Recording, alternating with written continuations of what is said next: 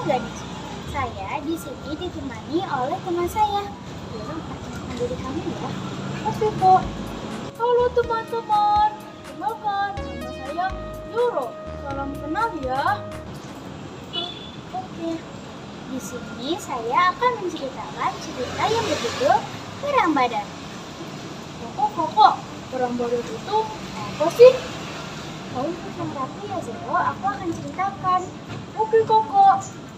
Teman-teman, tahu tidak jika pada zaman Rasulullah SAW ada perang yang terjadi loh.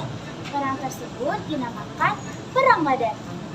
Perang Badar terjadi pada tanggal 17 Ramadan pada tahun kedua Hijriah, bertepatan pada tanggal 8 Januari 623 Masehi. Perang Badar terjadi di tempat sumber air milik Badar, sehingga perang tersebut dinamakan Perang Badar. Perang Badar terjadi karena ketidakadilan yang dilakukan oleh orang-orang kafir Quraisy. Kakak, berarti orang kafir itu jahat ya? Iya Zoro, orang kafir itu sangat jahat sekali. Dengarkan lagi ya Zoro. Oke kak. Kaum muslimin hijrah dari Makkah ke Madinah untuk menghindari tindakan zalim tersebut. Perwakilan dari kaum muslimin yaitu Sayyidina Ali bin Abi Thalib, Ubaidah bin Haris bin Abdul Muthalib, dan Hamzah ibnu Abdul Muthalib. Sedang dari pihak kaum kafir dengan mudah dapat dikalahkan oleh perwakilan kaum muslimin. Perang pun berlanjut dengan perang massal.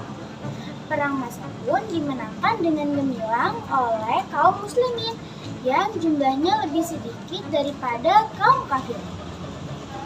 Dalam perang Badar, kaum kafir kalah. Sejumlah pasukan tewas, sebagian melarikan diri, dan sebagian lagi menjadi tawanan kaum muslimin. Kakak, berarti kaum muslimin menang ya kak? Yeay! Iya Zoro, kaum muslimin menang.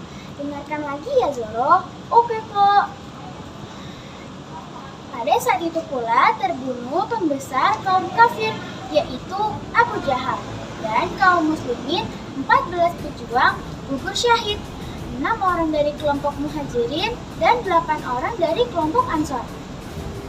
Nabi pun memerintahkan kepada pasukannya untuk memperlakukan tawanan sebagaimana memperlakukan manusia yang harus dirawat bagi yang sakit-sakit dan luka-luka, memberi makanan dan pakaian. Nabi pun mengeluarkan kebijakan untuk membebaskan tawanan yang memiliki uang sebesar 4.000 dirham per orang. Bagi yang tidak memiliki uang tapi dia memiliki kemampuan baca dan menulis, maka bisa bebas setelah mengajarkan baca dan menulis pada kaum muslimin sebagai tebusannya. Kemenangan kaum muslimin dalam perang Badar menunjukkan bahwa keberadaan mereka patut diperhitungkan, sehingga banyak kaum Yahudi yang merasa segan dengan kekuatan kaum muslimin. Jadi, hikmah yang kita ambil dari Perang Badar adalah Perang Badar mengajarkan banyak pelajaran tentang keberanian, keteguhan iman, dan strategi militer. Kakak, jadi kita harus berani ya kak dalam menghadapi apapun. Iya Zoro, kita harus berani dalam menghadapi apapun walau sesuatu itu yang kamu takutkan. Oke kak. Kemenangan kaum muslimin dalam perang Badar menunjukkan keagungan Allah Subhanahu wa taala. Itu dia cerita dari saya. Sebelum saya mengakhiri cerita ini, saya ada pantun nih. Nanti jawab cakep ya. Oke. Siang-siang pergi ke kota. Cukup. Pulangnya beli alpukat. Cukup. Sekian cerita dari saya. Semoga bermanfaat. Wassalamualaikum warahmatullahi wabarakatuh.